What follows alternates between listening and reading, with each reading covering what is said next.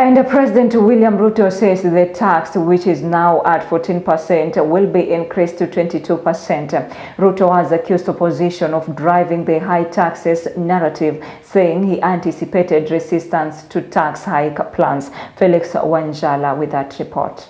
Kenyans will have to pay more as President William Ruto's administration gives more proposal on taxation, as the regime says it will rely on resources generated by the country. I think you have been talking to the opposition.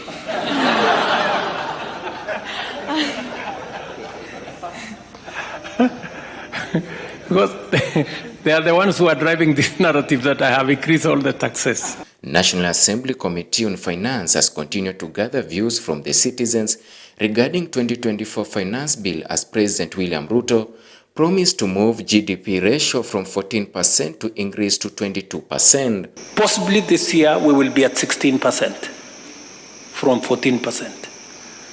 I want in my term, God willing, to leave it at between 20 and 22%. It's going to be difficult.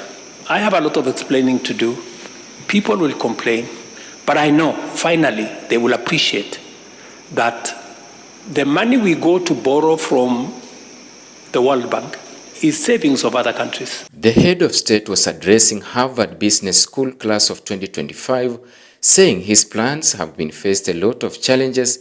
Here Ruto accusing the opposition, civil societies and the private sectors. I can tell you, a year ago, if there was an election, I would have been thrown out. President Ruto says he will continue to put measures and plans that will enable the growth of the country's economy. Maybe 12 years, we've been running 8-9% fiscal deficit, which means you're spending money that you're not collecting.